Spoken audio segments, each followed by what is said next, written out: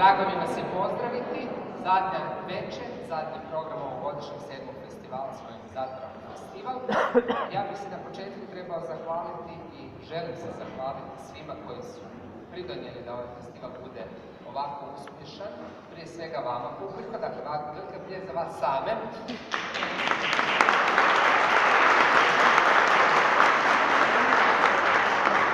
Ovaj festival radimo zbog vas i zbog nas i drago nam je da nas podupirete i vaša podrška nam je najvažnija. Ja bih se zahvalio Ministarstvu kulture Republike Hrvatske, Gradu Zagrebu, Gradima Europi, predsjedniku Hrvatskog sabora, Gradskoj skupštini, Hrvatskoj privredi, Accioni elektrici, Altus informacijskim tehnologijama, Hrvatskoj pošti, Leksikografskom zavodu Miroslava Krleža, Goethe institutu, Austrijskom kulturnom forumu, Francuskom institutu, Acción Cultural Española, Tratukiju, Španjolskoj ambasadi u Francuskoj, Talijanskom kulturnom institutu, ambasadi Portugala, Institutu Kamoš, Culture Island, Veleposlanstvo Republike Poljske, Veleposlanstvo Republike Slovenije, partneri našeg programa koji radimo, koji ste mogli vidjeti, Reed Memiorsov, Vilenica i Kirch festivali, dakle slovenski i irski. Posebno bih zahvalio, dakle, ovoj ustanovi koja nas je sve tu ovdje ugostila ovih 7 dana, Hrvatskom glazbenom zavodu i njezinim djelatnicima, molim pljesak i za njih posebno.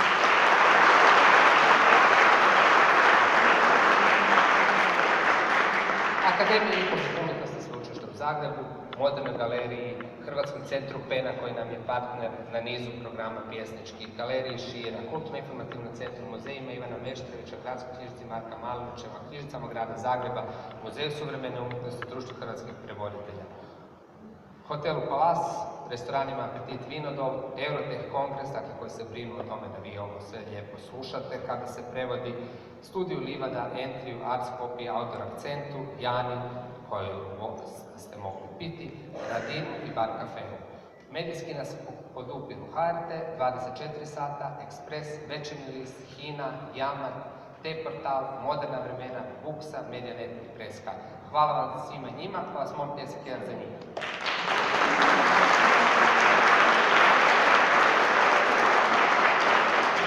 No, ovoga svega ne bi bilo da nema naših ljudi koji stoje iza svega ovoga. Ja ću se prvo zahvaliti našim volonterima i nabrojat ću ih sve. Nika Beluha, Lea Biličić, Ana Darija Bokan, Lucija Brašnić, Marko Čavalović, Pedro Dolores Damjanović, Željka Gligora, Monika Hranj, Ema Jugović, Mihajla Kajić, Boris Knežević, Mirna Kvaternjak, Nika Livaković, Monika Lovrić, Danijela Mali, Nina Matošević, Mirta Mikološić, Lisa Kristina Nemec, Julija Očić, Kristina Sinković, Ana Šolc, Lukrecija Lara, Vrnoga, Ana Žužu, voditeljica volontera bila Maja Sladović. Molim se, veliki pljesak za naše volontera.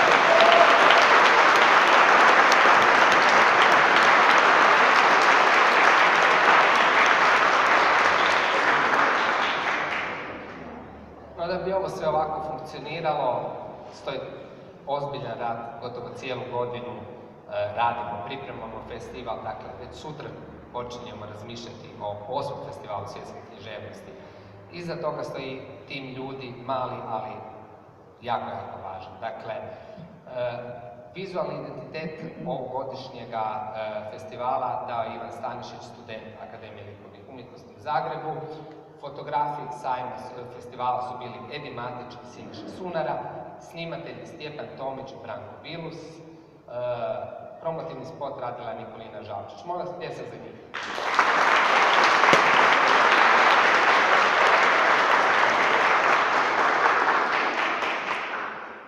O tome da one sve sponzore imamo, dakle o tome su brinule Tena Novak i Maja Blažević, one su radile odlični posao.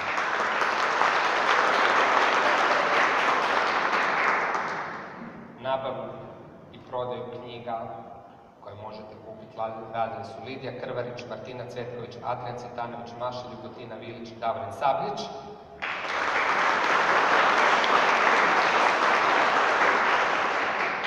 Autore su vozili sa aerodroma i svugdje gdje je trebalo Andrija Varga i Filip Filipović.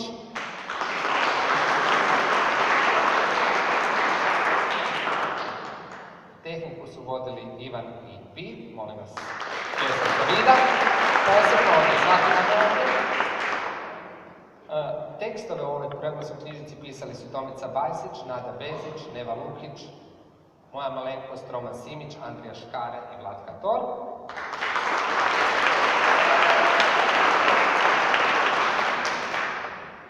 Ovo ko vas je napadao po Facebooku, Google Adsima, ko vam je iskakao non stop, za to su zaduženi Sanja Jovičić i Andrija Škare.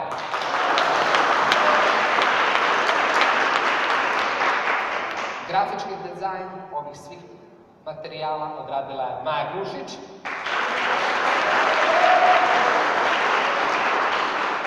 Za likovni program primio se Tomislav Puntak.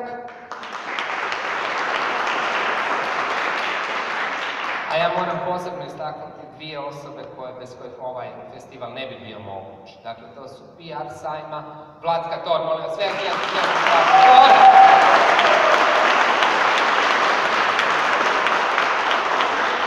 I producentnica festivala Ana Kožul.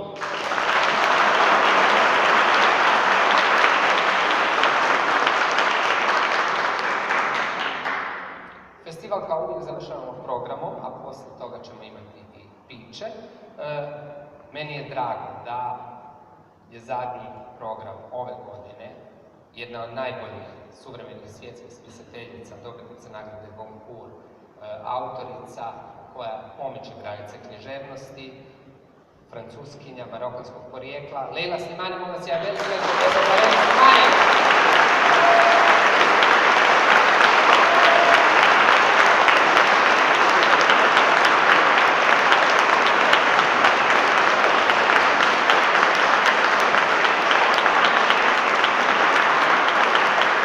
Razgovor sa Leilom Slimani vodit će naša spisateljica, filmska kritičarka, aktivistkinja, moderatorica Mima Simić.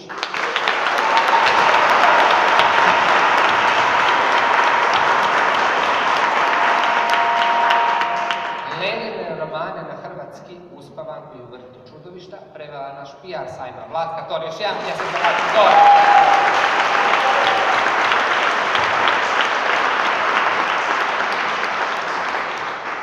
Simultani prijevod na kanalu 1 hrvatski, na kanalu 2 francuski iz ove kabine i dakle svima njima moramo zahvaliti, svim simultanim prevoditeljicama i prevoditeljima koji su nas vodili kroz ovaj sajam.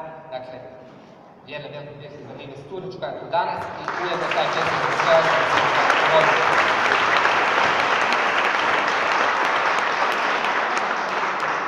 Hvala naravno i svima autorima koji su sudjelovali na festivalu jer oni su ipak najvažniji. Ja bih se još na kraju zahvalio Francuskom institutu koji nam je pomogao da odradimo ovaj program, a sada prepuštam mikrofon, odnosno bubicu, Mimi Simić. Hvala mi.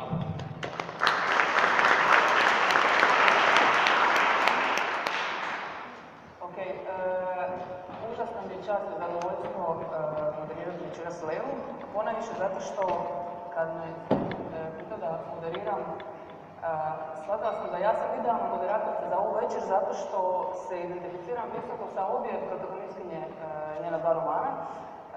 Naime, ja sam isto od prvog posla bio au pair, znači ja sam radila kao au pair 2 godine u Velikoj Britaniji, tako da točno znam da je sve ovo istina. Mene su odpustili prije nego što sam uspjela tu djecu ličiti života, a također se identificiram sa Deom jer stalno se pokušavam seksati s ljudima, ali to nažalost u mom slučaju ne uspijeva uvijek.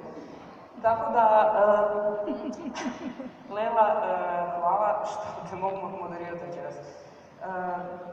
Kakav je osjećaj biti književna superzvijezda?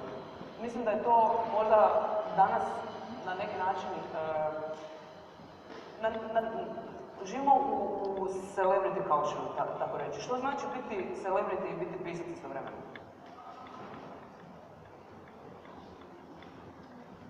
C'est une situation qui est très abstraite pour moi.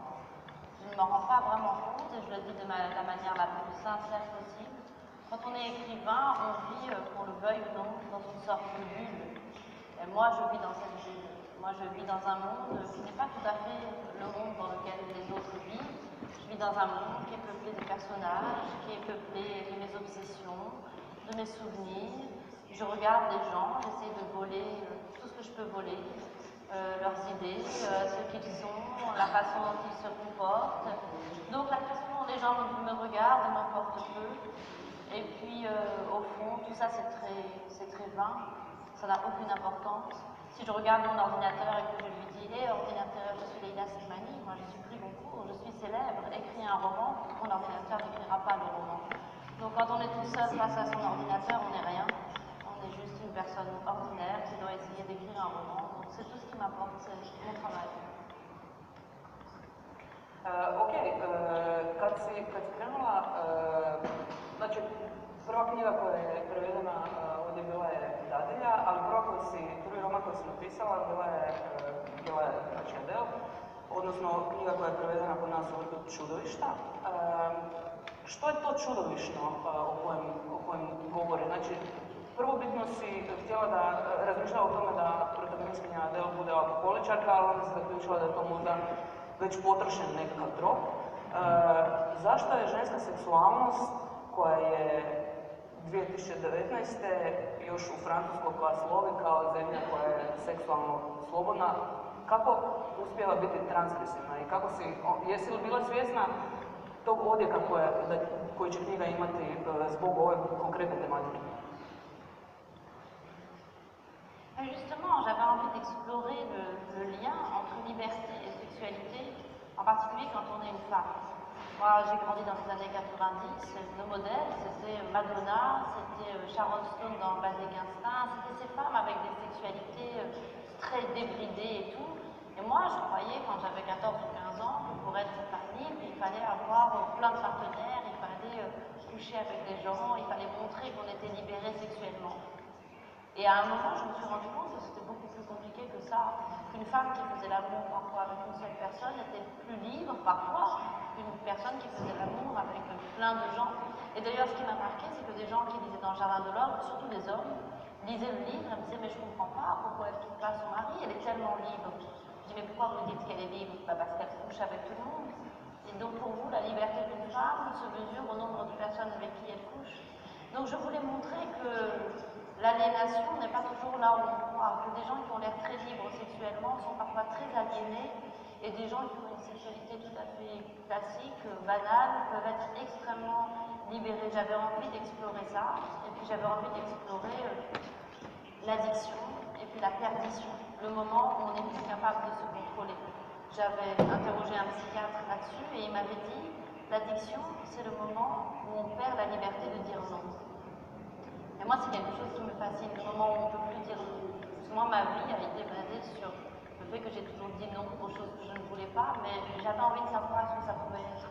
Une vie où on ne pouvait pas dire non, où on n'arrivait pas à dire non, où on n'arrivait pas à se contrôler. Et donc, ce personnage a commencé à me fasciner. Mais effectivement, je pense que la relation entre sexualité et liberté, c'est une relation beaucoup plus complexe que ce qu'on croit. Kad kažeš da to da nekako oblikovalo, ti si između dvije zapravo kulture, marokanske kulture i francuske, koji su različiti tipovi, odnosno koje su verzije ne s kojima si se susretala u prvoj fazi, a koje u drugoj? Jer neki, kad govorimo o našoj poznatoj kulturi, evo ovoj nekakvoj zapadnoj europskoj, iako je upitno je Hrvatska zapadna Evropa, dobro, nešto što na neki način naturaliziramo. Mi ne vidimo što je nama ne. Ne vidimo naše granice, jer vidimo slobodu, vidimo tuđu ne slobodu, a svoju ne vidimo. Kako si ti osvijestila svoje ne iz jedne u drugu kulturu?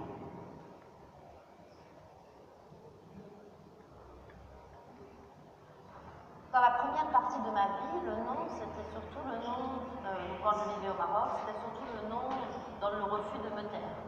Quand j'étais toute petite, je me suis un jour fait engueuler par mon père, disputer par mon père, et puis j'ai répondu.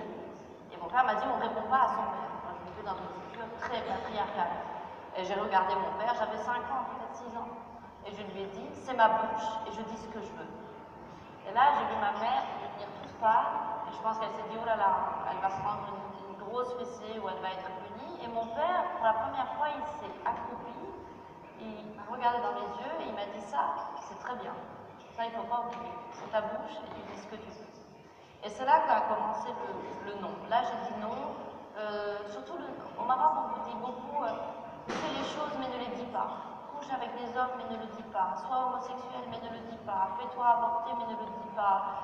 Pense ce que tu veux mais ne le dis pas. Et moi, je refusais ça. Je disais, si je pense quelque chose ou si je fais quelque chose, je ne veux pas en avoir honte et je ne veux pas mentir.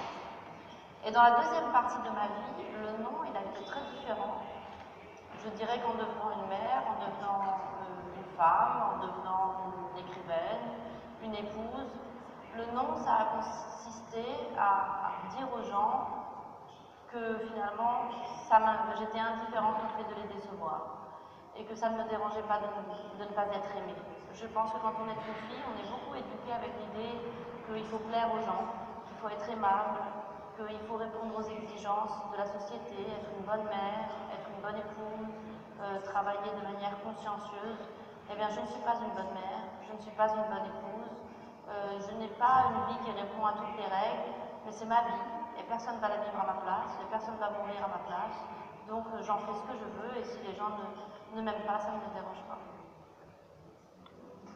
Užasno je rijetko čuti rečenicu baš u Riga, ja nisam dobra majka. Mislim da je to ono, ja ne znam jesam ikad to zapravo čuo da neko kaže od žena koje su majke. Mislim da je možda i to razlog tog golemog uspjeha, jer obje knjige se na neki način tiču majčinstva, a dijelom bježi iz tog majčinstva u seksualne avanture, dok Miriam svoje majčinstvo outsourca i to nekako hipertrofirano majčinstvo dadilje, Louise zapravo završi zločinom. I zločinom nad sobom na neki način, jer ona se definirala kroz cijelu knjigu kao nekakva ultimativna majka. Jesam li očekivala da će biti toliki odjek i kontroverza zapravo ove teme i te priče? Naravno da je infanticid i ubojstvo djeteta od strane žene još uvijek jedan od najvećih tabua, ali je jako čest zapravo porijev, pogotovo znamo i za postnatalnu depresiju, sve te nekakve periode i trenutke u ženskom i u majčinskom životu koje se ne artikuliraju. Na neki način je Louise dobila priliku svu tu frustraciju majčinstva na neki način kanalizirati, i vlastitog i tuđeg.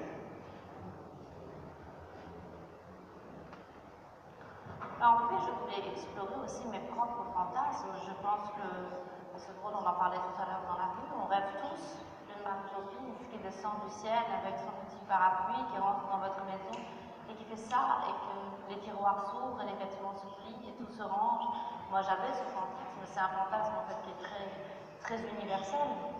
La relation de la mère à l'enfant, c'est sans doute la relation qui me fascine le plus en tant que romancière. C'est une relation d'une complexité extraordinaire, c'est sans doute la relation la plus intime qui existe, du simple fait qu'on partage un corps à un moment, puisqu'on a un enfant à l'intérieur de soi, et qu'en même temps, c'est une relation dans laquelle il y a eu énormément, où les femmes ont subi énormément de pression sociale, politique, de pression du patriarcat à travers leur rôle de mère.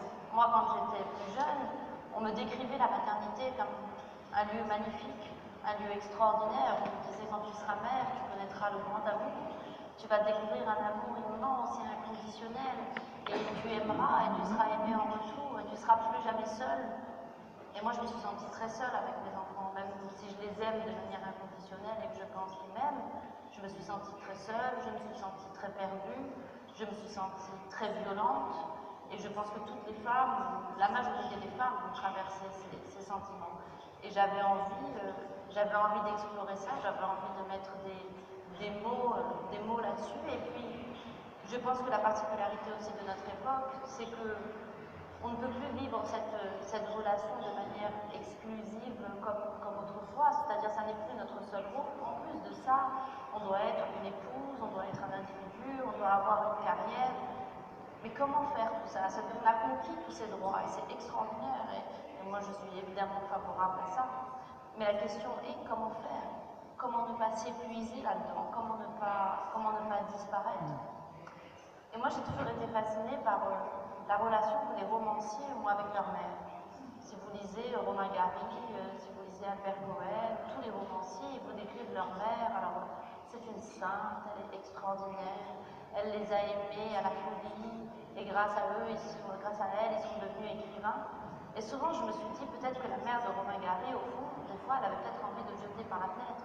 Peut-être que des fois, elle le détestait, qu'elle le trouvait très chiant. Mais c'est le point de vue de l'enfant sur sa mère. Les enfants pensent toujours que la maman, elle nous aime, et maman, elle peut tout traverser parce qu'elle nous aime tellement. Elle souffrira pas. Si nous, on est heureux, maman, elle est heureuse. Et c'est pas vrai. Et j'avais envie de le dire à mes enfants aussi, de leur dire que je les aime, mais que ce que je suis n'a pas disparu quand ils sont nés. Et la maternité, c'est un deuil aussi. C'est-à-dire que vous accouchez, il y a une vie qui naît, mais il y a aussi quelqu'un qui meurt. Il y a quelqu'un qui est mort quand mes enfants sont nés, une partie de moi qui est morte. Toujours. C'est pas grave, c'est pas dramatique. Mais il y a aussi quelqu'un qui meurt au moment où on donne naissance à un enfant. Ok, jesi ti to svoje djeci rekla? Možda bi bila dobra ideja da jedan dio od svojih tantijema za njihovu psihoterapiju sada odmah izdvojiš. Ono što je zapravo, zašto, meni se postavlja pitanje zašto stalno inzistiramo na majčinstvu kad postoji i očinstvo, kad postoji i nekakva potencijali šireg spektra uključivanja u cijeli roditeljski postupak. Recimo ima scena u dadilji kad su sve te dadilje kod pješčanika i ova jedna komentira kad god se pojavi neki muškarac, on je sigurno pedofil. Znači, ideja muškog sudjelovanja u roditeljstvu se uvijek gleda na neki sumnjiv način, kao da spolni organi definiraju tvoj kapacitet za roditeljstvo, odnosno za brigu za dijete. Je se to moglo nekako probiti? Koji su prostori za uključivanje muškaraca? Et pour moi, c'est un des grands combats du féminisme dans le futur. Je pense qu'on ne pourra jamais obtenir une réelle égalité, notamment à l'intérieur de la maison, si les femmes n'acceptent pas de laisser aux hommes aussi leur place. Je connais beaucoup de femmes qui ont une vision de la maternité qui est une vision presque sacrée. Moi, je suis une mère. Pour vous donner un exemple, ma mère, c'est une femme qui a toujours travaillé, qui est féministe dans sa façon de vivre. Mais en même temps, par exemple, quand je voyage, elle m'appelle, elle me dit alors où sont tes enfants? Je lui dis ils sont à la maison avec leur père. Ah, tu les as laissés tout seuls? Je dis non, ils sont avec leur père. Et pour ma mère, c'est comme si je les avais laissés tout seuls. Quand moi je pars en voyage, ma mère me dit oh là là, quand mon mari part en voyage, à chaque fois on lui dit oh là là, tes enfants ont dû beaucoup te manquer. C'est-à-dire que lui il souffre, mais moi je fais souffrir. Et je pense que c'est vraiment là pour le coup, je pense que le patriarcat est beaucoup transmis par les femmes. Et ça, c'est un travail que les femmes doivent faire. Elles doivent arrêter de mettre l'homme à l'extérieur de la famille et considérer qu'elles sont plus importantes parce qu'elles sont une mère. Moi, quand j'ai eu le prix Goncourt, mon mari a arrêté de travailler, j'ai accouché, il a élevé ma fille, que j'ai très peu vue au début parce que j'ai beaucoup voyagé. C'est un père extraordinaire et je pense que c'est une mère comme les autres.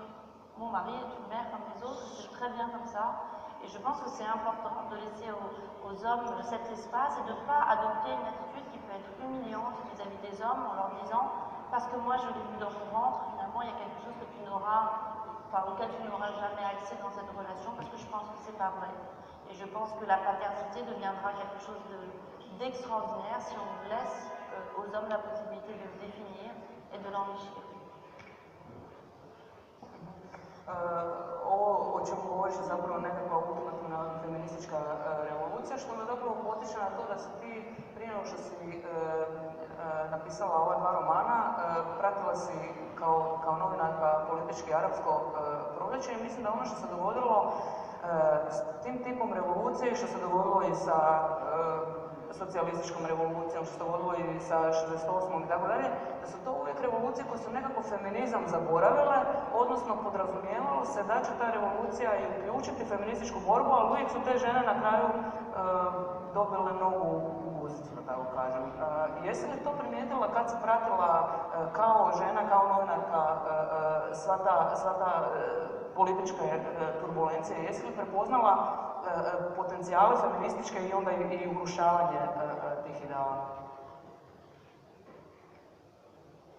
En fait, c'était très ambigu. Par exemple, en Égypte ou en Tunisie, là où moi je suis allée, ce qui était incroyable, c'est de voir que la jeune génération, par exemple les jeunes garçons, ils étaient épuisés eux aussi du patriarcat. Eux aussi, ils en peuvent plus. Parce qu'ils n'ont pas de sexualité libre, parce qu'ils ne peuvent pas avoir des relations avec des femmes qui sont des relations égalitaires, parce qu'on leur demande d'être des mères, d'être dominées, d'être dans une forme de brutalité et de violence qu'ils n'ont pas envie, à laquelle ils n'ont pas envie d'adhérer.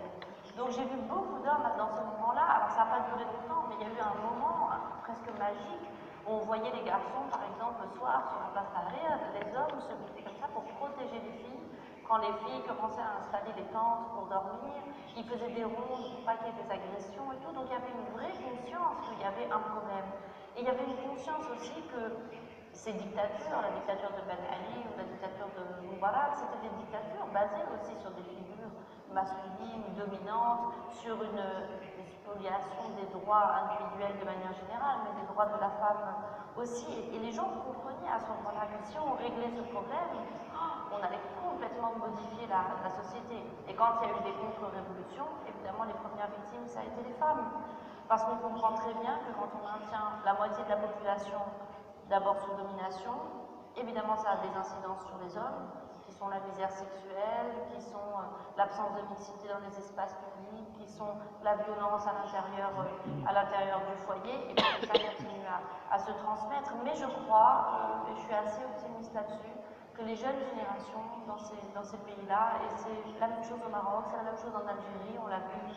Là, en Algérie, les femmes, elles sortent, elles manifestent tous les vendredis, avec un voile, sans voile, avec les mêmes slogans, et les gens comprennent qu'on ne pourra jamais, et ça je suis catégorique là-dessus, construire de démocratie sans les femmes. C'est impossible. Les gens qui me disent on fait une démocratie, mais en même temps on continue à avoir des lois qui dominent les femmes, c'est absolument impossible. La démocratie, évidemment, doit considérer tous ses citoyens sur un pied d'égalité.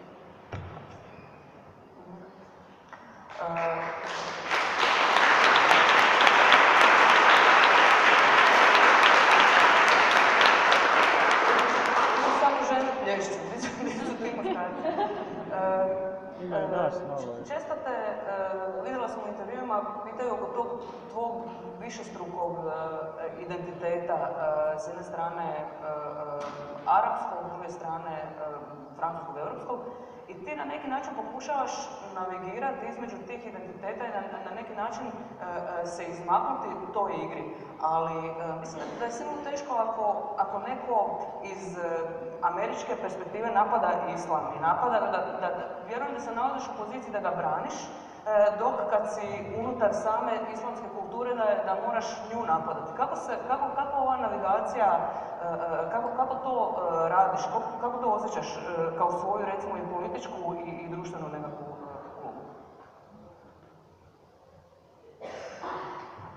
Il y a quelques mois, je t'aurais répondu d'une manière tout à fait différente de ce que je vais te dire maintenant.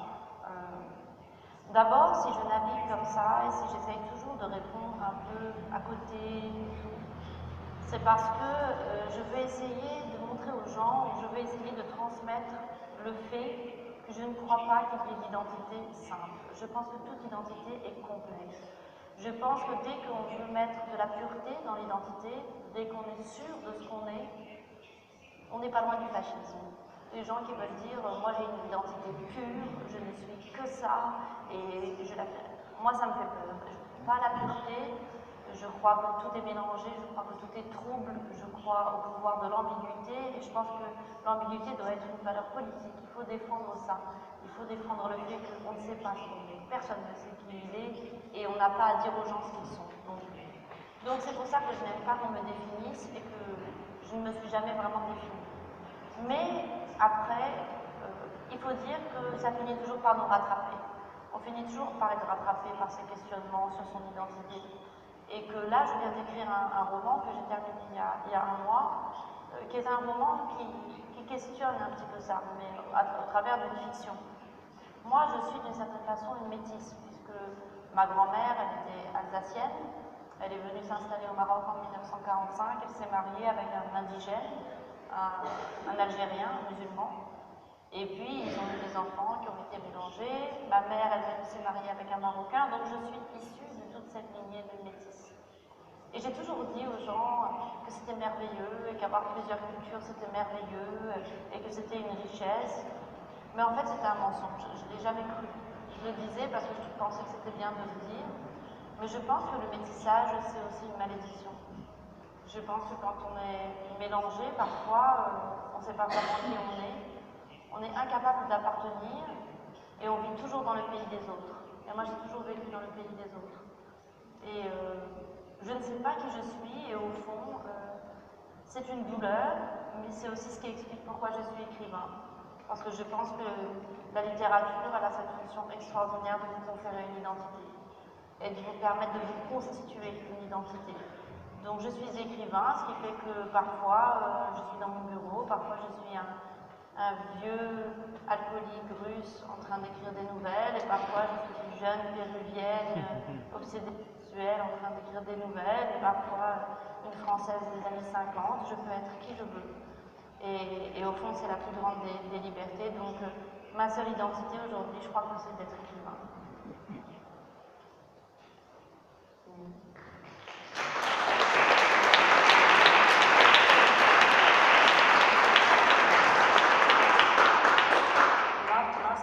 Na to, naravno, kao spisateljica si istodobno i zbroj tekstova i knjiga koje si pročitala, autora i autorica koje su na neki način formirale i tvoju spisateljsku i društvenu, ako hoćeš, poziciju.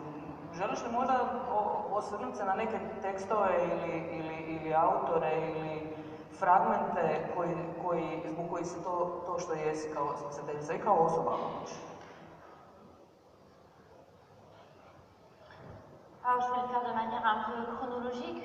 Moi mes premiers chocs en littérature, ça a vraiment été la littérature russe, qui a fondé à la fois mon amour pour la littérature, pour la philosophie, et puis mon idée qu'il y avait autre chose que la vie. Moi je vivais dans un milieu assez conformiste, bourgeois, assez ennuyeux, et je trouvais la vie très médiocre. Je trouvais la vie, même si je les adore, je m'excuse auprès d'eux, mais la vie de mes parents, je la trouvais très médiocre, la vie des gens que je fréquentais, et je me disais, mais il y a bien quelque chose au-delà, il y a quelque chose de plus grand qui existe. Et là, j'ai lu Dostoïevski, et Dostoïevski a été mon plus grand choc jusqu'à aujourd'hui, parce que sa réflexion sur le mal, sur la culpabilité, cette idée que de toute façon nous sommes tous coupables, que nous sommes nés coupables, et puis cette vision de la littérature aussi, qui est une vision assez religieuse et à laquelle j'adhère, c'est-à-dire la littérature comme un moyen de sauver l'être humain, de le considérer, de le regarder avec compassion, de voir dans chaque être humain sa fragilité, sa monstruosité, sa laideur, et pourtant de l'aimer. Au fond, les livres, c'est les églises. Vous rentrez dans un livre comme vous rentrez dans une église, et vous demandez pardon, et vous regardez l'autre et vous dites « Tu es comme moi, tu es aussi faible que moi, tu as commis des péchés comme moi ». Et c'est Dostoïevski qui a construit l'église de la littérature. Et Tchekhov a été très très important aussi, lui vraiment sur la question de la forme. C'est un très grand formaliste, c'est un écrivain d'une précision absolument extraordinaire. Tolstoï sur la folie, et puis sa perception sublime de l'être humain, où il arrive à capter des choses qui sont au-delà de nos capacités. Et puis après, ça a été le grand roman français, qui là est beaucoup plus le roman social, Balzac, Zola, Maupassant. Et puis plus tard, je suis allée vers l'Amérique, le roman sud-américain était très très important pour moi aussi. Garcia Marquez bien sûr, mais Vargas Llosa aussi, Jorge Amado, et tous ces auteurs-là ont été très importants. Et c'est drôle parce que j'avais le sentiment en lisant les auteurs haïtiens, les auteurs argentins ou brésiliens, qui avaient un lien très fort avec le Maroc et avec ma propre culture. Le rapport à la magie, le fait de vivre en dictature, le fait de vivre dans des pays comme ça très chauds, où la nature est très accablante. Et le roman américain, c'est venu en dernier. J'ai une relation assez complexe avec la littérature américaine. Il y a des choses que je déteste, mais j'aime énormément la littérature du sud des États-Unis. Là aussi, pour le lien avec le Maroc, j'aime Faulkner, j'aime Flannery O'Connor, j'aime Tennessee Williams, j'aime Carson McCullers. Voilà, ça, ce sont les écrivains qui sont dans mon panthéon. Et j'aime Philip Roth, parce que Philip Roth, justement, c'est un homme qui dit je n'ai jamais écrit comme un juif et je n'ai jamais écrit comme un américain. J'ai écrit comme un écrivain. Et quand on écrit, on n'est personne d'autre qu'un écrivain ou on est tous les autres. Mais en tout cas, on ne se définit pas par une communauté. Ça, j'aime ça chez lui.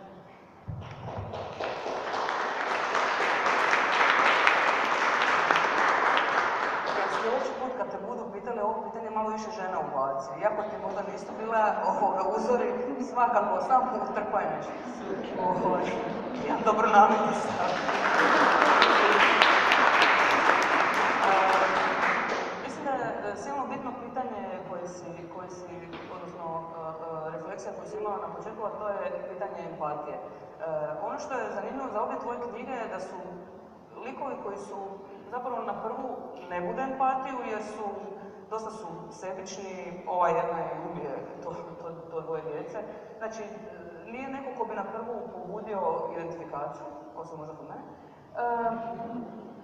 I ti pritom biraš stil koji je gotovo klinički. Znači, ne biraš stil koji bi zaveo čitatelja ili čitateljicu, ne da može, da u neku emociju, nego ti si cijelo vrijeme korak izvan tog teksta s tim sledajućim, odnosno radnje s tim sledajućim pripovjedačem, a opet se ta empatija događa. Kako si se stilski odlučila za ovo? Jer to je ono gotovo novinarski izvjestiteljski stil koji otežava zapravo emotivno povezivanje s likovima, ja bih rekao. Pendant le Jardin de l'Ogre, j'ai très vite compris qu'il ne fallait pas que juste d'un style trop lyrique ou trop poétique parce que j'avais envie simplement que les gens voient ce qu'elle fait. Moi, la grande question pour moi dans la littérature et de manière générale, c'est la question du jugement. On passe notre vie à juger les gens, à juger les choses, on a des opinions sur tout. Et je crois qu'à chaque fois qu'on juge un peu, on se trompe. Dès qu'on met quelqu'un dans une boîte, on a tout faux. Parce que de toute façon, on ne connaît jamais les gens. C'est impossible de se connaître. Et que la vérité de la vie, c'est la solitude. Et la vérité de la vie, c'est que, comme disait Mallarmé, chaque homme a un secret et il mourra avec lui. On emporte avec nous nos secrets, on emporte avec nous cette petite chose qui fait que nous sommes irréductiblement différents de tous les autres. Moi, j'ai un souvenir très très fort dans mon enfance de la première fois où j'ai été jugée par quelqu'un. Quelqu'un a dit « elle est comme ça ». Et j'avais tellement le sentiment que c'était faux, je l'ai vécu comme une violence absolument terrible. Et j'ai jamais oublié ça.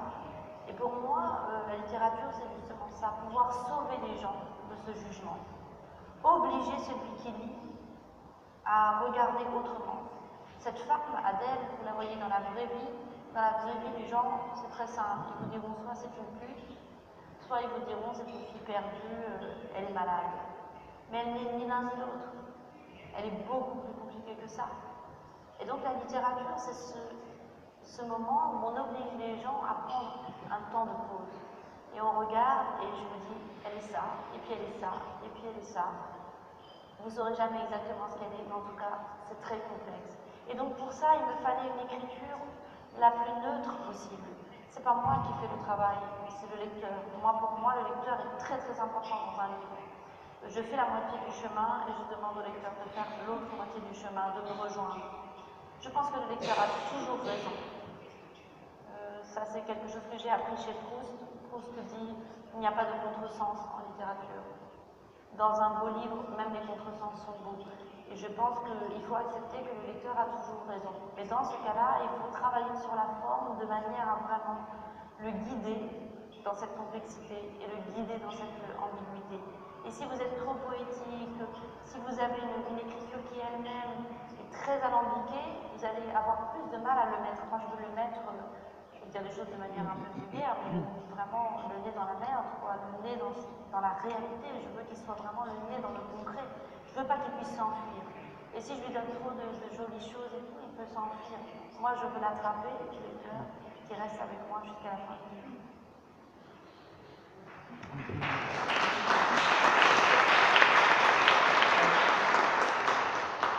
Konkretno, Dario je prevedena na skoro 40 jezika i mislim da si mi rekla da si godinu i pol dana bila na turneji s knjigom Posuda. Kad govorimo o tome da čitatelj ima pravo, na kakve vrste reakcija si u različitim zemljama, kulturama, jezicima imala?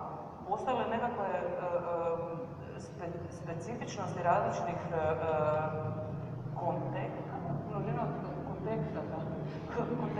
različitih konteksta na recepciju knjige i povratnu informaciju tebi kao autorici? C'est assez amusant de voir les différences. Par exemple, en Chine, je me souviens que quand je suis arrivée, mon éditeur m'a accueilli pour faire une grande tournée en Chine. Et le livre a eu pas mal de succès en Chine. Et il me dit, c'est génial. Avant-hier, il y a une nounou qui a tué 2 enfants à Pékin. On ne parle que de ça. Et donc, du coup, ça va faire un buzz pour le livre. C'est super sur le plan marketing. J'étais là, mais c'est atroce. Donc là, vraiment, c'était très libre. Ça, c'était l'éditeur qui m'a vraiment stupéfait. Et sinon, par exemple, dans des pays comme le Brésil, des pays comme le Liban, des pays où les gens ont l'habitude d'avoir des domestiques, souvent, ils n'ont pas trop compris le livre. Et il y a par exemple des femmes qui venaient me voir au Brésil, des grandes bourgeoises de Sao Paulo, qui disaient « Oh, vous avez tout à fait raison. Je déteste les nounous. Elles sont vraiment atroces. Moi-même, j'ai embauché 24 nounous, vraiment. Non, mais les domestiques, c'est plus du tout ce que c'était. » Alors là, on voit une incompréhension un peu du sujet. Les Américains, moi j'ai un peu de mal avec les Américains, je ne le cache pas. Ils ont beaucoup de mal avec l'ambiguïté des Américains. Et ils ont du mal avec le fait de mettre en avant des personnages qui sont des personnages négatifs, de mettre en avant aussi des propos qui sont des propos racistes, parce que dans le livre, les gens tiennent des propos qui sont racistes. Donc ils veulent toujours savoir, qui est le méchant, qui est le gentil. Ils veulent absolument savoir ce que vous pensez et où est-ce que vous situez vos personnages, ce à quoi je me refuse totalement. Et puis ils sont obsédés aussi par la question du réel. Qu'est-ce qui est vrai? Qu'est-ce qui vient de votre vie? Qu'est-ce que vous avez pris de la réalité? Qui, à mon sens, c'est une question complètement idiote parce qu'un roman qui réussit, c'est un roman où justement on ne sait plus ce qui est vrai ou pas. Il y a un très beau texte de Vargas Llosa qui dit un écrivain, c'est exactement l'inverse d'une femme qui fait un striptease. Une femme qui fait un striptease, elle enlève ses vêtements et elle se retrouve nue. Un écrivain, c'est quelqu'un qui est nu et qui va mettre des vêtements de plus en plus, jusqu'à ce que vous ne voyez plus du tout son corps et jusqu'à ce que vous oubliez la réalité et ce qu'il y avait derrière. Donc on s'en fout de savoir ce qui est important, c'est les vêtements, c'est pas le corps qui est derrière, puisque le principe du roman c'est de s'habiller. Donc voilà, ils ont une conception de la littérature assez particulière. Je dois dire que c'est sans doute dans les pays européens, en particulier en Allemagne, en Angleterre, en France, oui, ou dans les pays d'Europe de manière générale, où il y a encore un rapport à la littérature où on peut vraiment exprimer sans problème l'ambiguïté. Alors les Japonais, c'est très particulier parce que les Japonais, ils sont quand même très très dark, enfin c'est vraiment très noir, très sombre. Alors pour eux, un truc avec une nounou qui tue des enfants, c'est rien du tout, c'est limite une comédie romantique. Alors là-bas, c'est vraiment, c'est très particulier. Parce que j'ai fait des rencontres avec des gens, c'est que des serial killers qui tuent toute la famille, enfin bon, bref. Donc moi, à côté, j'étais vraiment la nana romantique. C'était sympa. Ça me bougeait un peu.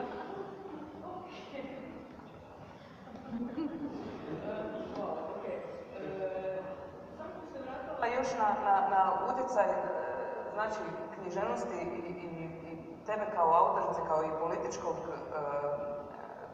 subjekta i, da ne kažem, djelatnika. Odnedavno si ambasadorica francuskog jezika, ali također prije toga kad si bila u Maroku i kad si promovirala Adele, jako puno žena tamo je našlo kroz knjigu kanal za artikulaciju nekakvih šutnji i tišina koje su imali, koji su do tad mučili. Znači, to političko djelovanje književnosti sa tom konkretnom knjigom možda nije kao u Japanu, ali ovdje je baš odradilo jednu jaku društvenu, na neki način je poluga ta knjiga bila.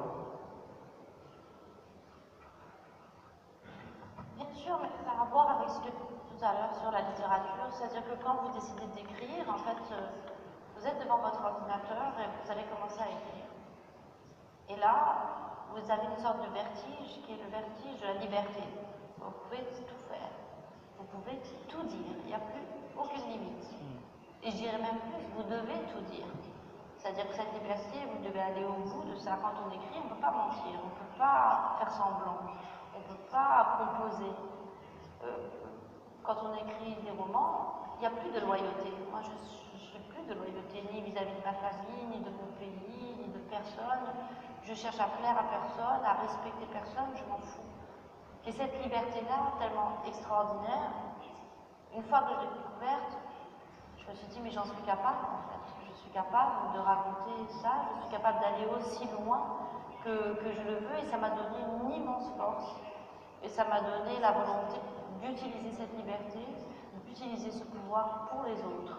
Parce que j'ai grandi dans un pays et je grandis dans un monde, de manière générale, il y a énormément de femmes qui se taisent, énormément d'homosexuels qui se taisent. Moi, dans ma vie de femme individuelle, la communauté homosexuelle a été très importante pour moi, parce que quand on est une jeune fille qui veut dire non dans un pays comme le Maroc, les gens que vous rencontrez, les gens qui sont solidaires avec vous, la plupart du temps, ce n'est pas les femmes, mais c'est plutôt les homosexuels. Parce qu'ils comprennent votre position, ils comprennent votre statut de paria. Et donc j'ai toujours eu une relation très très forte avec cette communauté et une volonté de le défendre. Et ça m'a toujours été insupportable, parce que c'est incompréhensible pour moi, même intellectuellement, que les gens ne puissent pas, et je vais dire là encore les choses crûment, baiser par où ils veulent et comme ils veulent. Je trouve la vie tellement dure, je trouve qu'il y a tellement de souffrance, tellement d'injustice. Et puis, j'ai une relation très, très forte à mon corps. Je porte mon corps. Et le corps, c'est pour ça que j'écris toujours sur le corps c'est l'espace de la solitude. Quand vous souffrez tout seul. Vous avez tous sans doute connu quelqu'un autour de vous qui a été malade. Quand vous êtes face à quelqu'un de malade, vous vous sentez très impuissant parce que cette souffrance, vous ne pouvez pas la partager avec lui. Il est malade et il souffre tout seul. Et vous allez mourir tout seul. Donc pourquoi est-ce que ce corps qui a le droit de souffrir seul et qui meurt seul n'a pas le droit aussi à cette solitude quand il fait l'amour? Pourquoi il n'a pas le droit à cet espace d'intimité, à ce secret et à faire ce qu'il veut quand il fait l'amour? Pourquoi ce corps il doit juste subir et que l'espace de son plaisir devrait être géré par la société? Dans la mesure où la société ne peut rien faire contre notre souffrance, elle n'a pas à dire comment on doit jouer.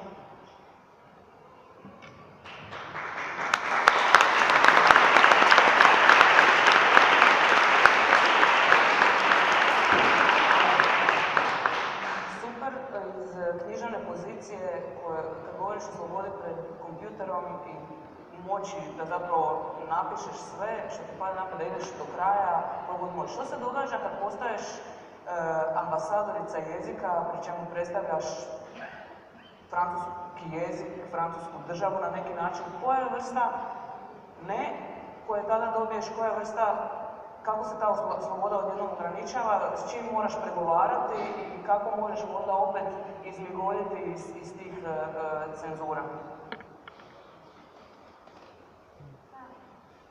Le président Macron m'a contacté la première fois. On a eu une discussion. Je sentais que c'était plutôt pour me proposer quelque chose comme le ministère de la Culture ou quelque chose comme ça. Et là, j'ai dit tout de suite, oh là là, non, jamais de la vie. Parce que d'abord, moi, j'aime me réveiller tard, j'aime faire la sieste, j'aime pas les gens. J'ai aucune envie de faire des réunions avec des gens que j'aime pas.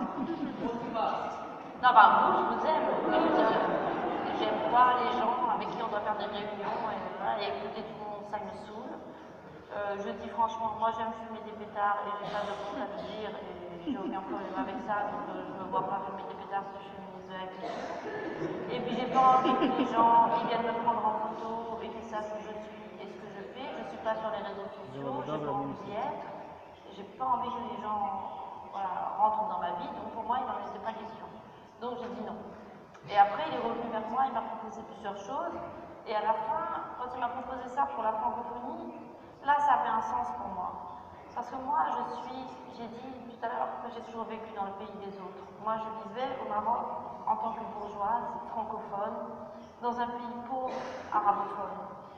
Je représentais une minorité bourgeoise, détestable. Je peux comprendre que les gens détestent ce que je représente. Et beaucoup de gens me disaient, mais ça, vous êtes issus de la colonisation, vous êtes des gens comme ça qui profitaient de nous, etc. Alors que moi, je pense qu'une des grandes chances d'un pays comme le Maroc, c'est d'avoir plusieurs langues. Au Maroc, on parle l'arabe, on parle le français, on parle le berbère, on parle l'espagnol. Et pour la jeunesse marocaine, c'est une immense chance. Les gens y naissent, et ils ont 2-3 ans, ils parlent déjà 3-4 langues. Et je veux défendre ça, parce que moi j'ai très peur, comme je le disais tout à l'heure, moi j'ai peur de la pureté, et j'ai peur de l'unicité. Moi les gens qui me disent, c'est comme la monogamie ou ce genre de truc, une chose, tu n'auras qu'un truc dans ta vie, tu parles une langue, tu as une religion, tu lis un livre, tu fais une chose et puis c'est tout. Moi, je déteste ça. Je trouve que c'est effrayant. Je trouve que c'est pas quelque chose qu'on a à offrir qu'on a des choses à offrir bien meilleures à notre jeunesse. Donc, c'est pour ça que j'ai accepté ça. Mais je lui ai dit en revanche, je dirai toujours tout ce que je veux, parce que comme je l'ai dit à mon père, moi, je ne pourrais pas le faire à Emmanuel Macron. Donc, c'est ma bouche et je dis ce que je veux. C'était vrai quand j'avais 5 ans. C'est vrai aujourd'hui. Bah non, mais c'est vrai quand même mon père. C'était plus que le président pour moi. Donc, c'est normal. Et donc je dis ce que je veux, et puis parfois il a dit des choses qui m'ont déplu, que j'ai publié dans la presse pour dire que ça me déplaisait. Donc voilà, je pense qu'il faut continuer à avoir un sens critique, mais il faut être loyal, c'est très important. Je n'ai jamais trahi personne, et j'espère que je ne trahirai jamais personne. Quand je pense que quelque chose n'est pas bien, je le dis à la personne, je l'ai dit au président, je l'ai prévenu que j'allais publier cette tribune, mais voilà, mon rôle c'est écrivain, mon rôle c'est de dire les choses, et puis c'est tout, et d'essayer de défendre des valeurs qui me paraissent justes.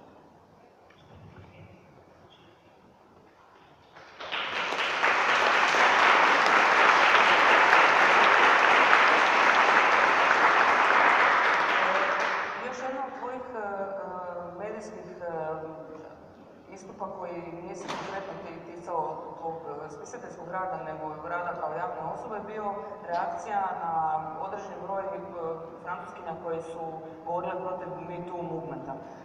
Kako si se, je li to bila automatska reakcija ili si promišljala o tome kako odreagirati prema kome, jer to je, mislim, riječ je o globalnom pokretu, a Francuska je baš na neku foru je malo dosta je odjeknula je ta reakcija koja je bila negativna na Me Too movement. U kojem trenutku si se odlučila uključiti i dati neku kontrastanku? C'est vraiment un truc assez instinctif en fait. Comme je l'ai dit tout à l'heure, moi je vis pas mal dans ma bulle. Je suis pas sur les réseaux sociaux, je passe 10 heures par jour à peu près enfermée dans un bureau à écrire et fumer. Donc je suis assez loin de tout ça. Et là, il se trouve que bon, j'avais lu cet article dans Le Monde, et puis après je suis sortie, j'ai eu pas mal de rendez-vous, et tout le monde me parlait de ça. Et ça m'a gonflé parce que je trouvais que tout le monde disait des trucs vraiment assez idiots, et j'étais un peu en colère, et j'ai trouvé cette tribune vraiment pas du tout appropriée. Je suis rentrée chez moi, mon mari a commencé à me parler, mes enfants, j'ai dit non, laissez-moi, j'ai besoin d'un quart d'heure, là il faut que je pose mes idées. Et la tribune est venue, mais vraiment tout de suite. Parce que je me suis dit, qu'est-ce qu'elles disent ces femmes? Elles disent, si on continue comme ça, si les revendications féministes continuent à s'exprimer de cette façon, on va tuer d'une certaine façon le désir, on va tuer la libido. Parce que ces femmes considèrent que le désir est basé sur une forme de conflit, sur une forme de guerre. Voilà, on jouit parce que finalement l'un domine l'autre et tout, et que toute sexualité est un peu sadomaso. Oh, pourquoi pas, ça ne me dérange pas à la limite, mais bon. Et après, elle considère que les hommes devraient avoir la liberté d'importuner les femmes. La liberté de pouvoir nous siffler, nous mettre une main aux fesses, etc. Moi, je me suis dit, c'est quand même pas possible. Comment on peut défendre la liberté des hommes d'importuner quand nous, on n'a même pas le droit de ne pas être importuné? C'est-à-dire que moi, j'ai vécu toute ma vie, le matin, je m'habille et je me dis, bon, où est-ce que je vais aller aujourd'hui? Donc je vais m'habiller en fonction, parce que si je vais dans tel endroit, tel quartier, si je vais prendre le métro tard le soir, je ne vais pas mettre une jupe lourde. Je m'assois dans une terrasse du café avec un verre et une cigarette, vous pouvez être certaine qu'il va y avoir un mec qui va venir me saouler. Alors, qu'est-ce que tu lis? Qu'est-ce que tu fais? Non. Donc, pour la grande majorité des femmes dans le monde, simplement être dehors, être dans l'espace public, s'asseoir à une terrasse, c'est un rêve fou, c'est un fantasme inaccessible. Demandez à une Soudanaise, à une Yéménite, à une Pakistanaise, à une Marocaine, demandez à toutes les femmes dans le monde, est-ce que les hommes ont la liberté d'importuner? Il n'y a aucun problème. Ils ont la liberté d'importuner, mais alors vraiment, personne ne la remet en cause. Est-ce qu'elles ont le droit de ne pas l'être? Personne ne se bat pour ça. Donc, je suis désolée, mais c'est quand même ça le premier combat. Le droit des femmes de ne pas être importunées. Moi, je veux marcher dans la rue, je veux pouvoir m'asseoir à une terrasse, je veux pouvoir rentrer chez moi le soir, je veux pouvoir allaiter mon enfant en public, je veux pouvoir draguer un homme, rentrer avec lui, puis lui dire que finalement j'ai changé d'avis, sans dire que je suis une allumeuse ou si... Voilà, donc pour moi, c'est ça la première chose pour laquelle il faut se battre. Le droit de toutes les femmes à ne pas être importunées. Moi, je ne fais pas la guerre aux hommes, j'aime les hommes passionnément et j'adore mes relations avec les hommes, mais simplement, je veux que les femmes aient droit à leur juste part du monde. Les hommes ont leur part du monde, on veut la nôtre aussi. Et je ne pense pas qu'on ait besoin de se faire la guerre pour ça, et je pense même qu'on fera encore mieux l'amour après ça. Moi, je pense qu'au contraire, les relations sexuelles n'en seront que plus merveilleuses une fois que la violence aura été évacuée des relations entre les hommes et les femmes, et sans doute on va inventer quelque chose qui aura une sexualité tout à fait différente dans les générations à venir, et que c'est pas parce que nous on a vécu dans un modèle que ce modèle il est extraordinaire, au contraire, il est tout à fait, enfin on peut l'améliorer de beaucoup de façons, donc faisons l'amour et pas la guerre.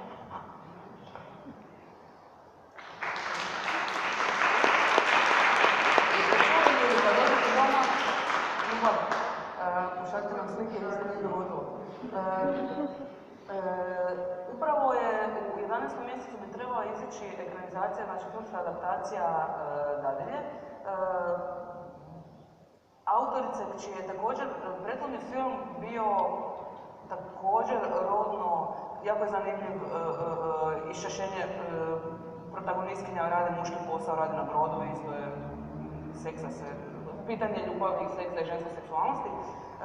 Kako si se, prvo jesi li pogledala film, drugo koliko si imala utjecaja na film i treće zašto nisi tražila glavnu ulogu jer si ti svojedobno imala neki pokušaj glumačkim vodama koji navodno je katastrofalno završio.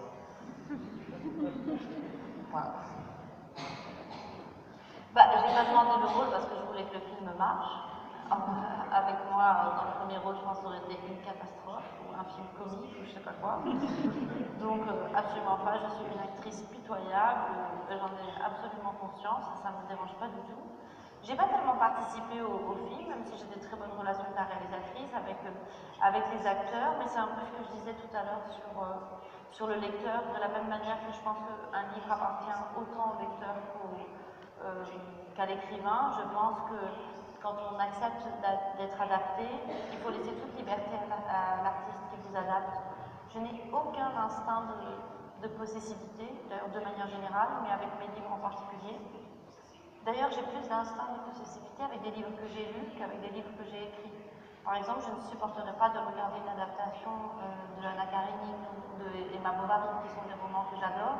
Je ne pourrais jamais regarder le film parce que je les aime tellement que pour moi, ces romans, ils sont à moi. Alors que quand c'est mes propres romans, ça ne me dérange absolument pas. Et au contraire, je dis à Lucie, la réalisatrice, je lui dis mais vas-y, fais ce que tu as envie de faire, tords-le, détourne-le, modifie-le. Moi, c'est ça qui me plaît, c'est ça que je trouve excitant, c'est que quelqu'un ait pu y trouver quelque chose, c'est que vous avez écrit quelque chose et puis quelqu'un d'autre y voit autre chose, il y a un autre univers qui se déploie. Donc j'avais vraiment envie de la pousser à la plus grande liberté possible. Et c'était marrant parce que, justement, j'ai pas demandé le rôle principal, mais le rôle principal est joué par une actrice qui s'appelle Leila Bekti. Et le rôle du mari est joué par un acteur qui s'appelle Antoine Reynard. Et ça vous a pas échappé, je m'appelle Leïla et mon mari s'appelle Antoine. Et donc les deux acteurs qui jouent le rôle des personnages s'appellent Leïla et Antoine. Je trouve ça très flippant. Voilà. Et le film est très flippant, le film fait très peur. Et je l'ai vu avec mon mari. Et quand on est sorti, je lui ai dit mais c'est atroce, mais cette histoire est atroce. Et il m'a regardé comme si j'étais débile. Et il m'a dit bah, c'est toi qui l'as écrite. Mais vraiment, je m'étais jamais rendu compte que c'était si horrible. Et après, quand les gens sont venus me voir, après les gens qui me disent ah j'ai peur de lire votre livre, avant je disais toujours mais non, vous exagérez. Maintenant je dis ouais vous avez raison, en fait maintenant j'ai conscience, c'est vrai, cette histoire est horrible. Donc pour les gens qui ont peur, je vous comprends. Je li možeš reći da, kad smo već od filmova, da su neki filmovi utjecali na tvoj književni rad? Meni je naravno, kad sam čitala Del von Trierova Nimfomanka mi je naravno bila glavna nekakva refleksija, jer uostalom nema puno filmova koji bi tematizirali žensku seksualnost na taj način. Jel bi ti mogla mapirati neke svoje uzore ili ukus? Bien sûr, le cinéma influence beaucoup mon travail, à la fois dans la forme, parce que souvent je travaille en écrivant des scènes, un peu comme le cinéma, donc un seul lieu, des personnages, et puis ensuite je fais comme un travelling, je les regarde, je décris ce qu'ils font, et j'aime beaucoup cette manière de travailler. Je pense qu'il y a une relation très forte, une proximité très grande entre les écrivains et les réalisateurs. À mon sens, certains réalisateurs sont des écrivains avec une caméra et certains romanciers sont des réalisateurs avec un stylo. Je pense que quelqu'un comme Almodovar ou quelqu'un comme Desplechin, ce sont des écrivains, seulement ils ont une caméra plutôt qu'un stylo. Et d'une certaine façon, moi je pense que j'ai un peu un regard de cinéaste sur la littérature. Mais comme j'aime pas les gens, comme je l'avais dit, je préfère travailler toute seule avec juste un stylo et un papier, c'est plus pratique. Donc oui, ça m'influence énormément, et bien sûr, pour Un jardin de l'homme, il y a plusieurs références. Il y a Belle de jour, évidemment, le film avec Catherine Deneuve, le film de Buñuel. De manière générale, j'ai vu tous les films de Buñuel. J'ai cité Almodovar, et Almodovar aussi est un homme qui a exploré de manière extraordinaire la sexualité féminine, la sexualité homosexuelle, et qui a montré aussi les liens, qui a montré en quoi les femmes et les homosexuels sont souvent retrouvés, c'est pas pour rien, dans leur combat. Les grands mouvements féministes sont aussi des mouvements LGBT. Dans le monde arabo-musulman, on voit aussi cette proximité, comment l'aliénation dans la sexualité fait que voilà, deux communautés se rejoignent. Il y a ce film aussi qui s'appelle Shame, ce film magnifique aussi, qui est un film sur l'addiction sexuelle, et puis Nymphomaniac de Lars von Trier. Alors, Nymphomaniac, je vais vous raconter une anecdote. J'avais déjà écrit le livre et je décide d'aller voir Nymphomaniac. Moi, je vais au cinéma tous les jours. Tous les matins, je vais au cinéma, à la séance de 11h, au cinéma qui est juste en face de chez moi. On a la chance à Paris d'avoir beaucoup de cinéma. Moi, j'ai un cinéma en face de chez moi. Donc, le monsieur du cinéma, il me connaît très bien et je vais tous les matins au cinéma. Et c'était un jour d'hiver. Et puis moi, je suis très peureuse. Et donc, il sait très bien que quand je suis seule dans la salle de cinéma, j'ai toujours un peu peur. Donc, j'arrive, je prends ma place et il me dit, je te préviens, t'es toute seule, il n'y a personne. Ah, je dis, bah, j'ai un peu peur et tout. Il me dit, installe-toi, au pire, s'il n'y a personne, je viendrai. Donc, je m'installe. Et puis, finalement, il y a d'autres gens qui viennent, un couple, une autre personne. Pardon, je rigole parce que je pense à cette anecdote. Et puis, d'un coup, derrière moi, il y a un monsieur qui s'installe, mais un monsieur comme dans les films, avec des cheveux gras, une espèce de grande mèche comme ça, un imperméable, des grosses lunettes, dégoûtant, et à 11h du matin, quoi. Et puis, d'un coup, moi, je regarde le film, je suis vraiment dans le film, et d'un coup, j'entends les femmes derrière qui commencent à crier, et qui attrapent le monsieur, et qui commencent à frapper. En fait, il est en train de se masturber devant le film à 11h du matin. Mais c'était très drôle, parce qu'il y a 5 vieilles dames. En plus, moi, j'habite dans un quartier où il y a plein de cinémas porno, donc en plus, c'est vraiment bizarre d'aller voir un film alors qu'elle aurait pu aller dans un cinéma porno. Mais bon, ce qui était marrant, c'est qu'il n'y a que des retraités le matin. Donc, il y avait plein de vieilles dames entre 70 et 80 ans en train de tabasser le type qui est sorti avec son pantalon sur les genoux et les femmes qui le frappaient. Et donc, j'ai jamais oublié ce film parce qu'il y avait ces dames vraiment trop marrantes qui le frappaient et l'insultaient. Espèce de pervers, salaud! Et il est jamais revenu. Voilà, donc merci les retraités de mon cinéma. Je vous applaudis.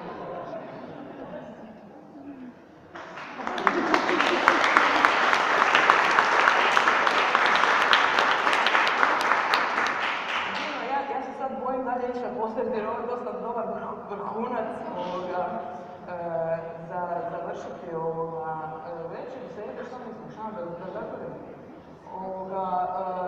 Evo, Lela, je li ima nešto što bi htjela s našom hrvatskom lijepom publikom podijeliti, još neku svoju tajnu? Ajde, ovo je zadnja knjiga, vjerojatno nećeš htjeti ništa o njoj posebno reći, ali možda neki mali ekskluzivni nešto. Bah, justement, je vous disais tout à l'heure que j'ai toujours vécu dans le pays des autres. Enfin, le roman s'appelle Le pays des autres. C'est une trilogie, donc c'est une sorte de saga sur l'histoire d'une famille. Donc là, ce sera que le premier tome. J'ai publié 3 tomes. Et ça raconte l'histoire d'une famille sur à peu près 50 ans, entre 1950 et 2000-2010. Et c'est une histoire évidemment axée sur les femmes, sur des personnages féminins qui sont les personnages principaux. Et ça raconte à la fois la douleur du métissage, la difficulté d'être une femme dans les années 50 dans un pays comme le Maroc, le combat pour la liberté, l'absence de solidarité aussi entre les femmes dans le moment où elles sont très dominées. Et puis c'est une histoire de famille, c'est je crois très romanesque. J'étais très contente d'écrire ce livre que je viens de terminer, donc je suis très contente. Donc vous avez un souci parce que c'est la première fois que j'en parle. Est-ce qu'il y a du sexe? Ouais, oui, il y a du sexe. Ok. To je meni dosta bitno. Da vidimo ti čitati uopće. Dobro, super. Ja ću zahvaliti Leli na fantastičnom razgovoru i hvala vama divno. Nažalost, pitanja ne primamo. To možemo dati uvijek 100 kuna.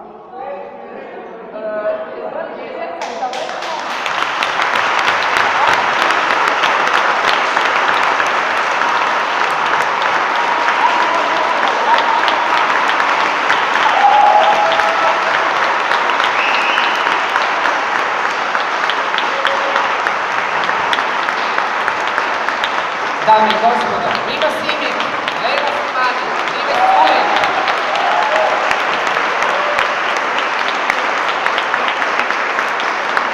Knjigu možete kupiti u festivalskoj knjižari, a Lela će vam je radi potpisati. Hvala vam svima što ste bili, vidimo se iduće godine na ovom istom mjestu. Hvala vam.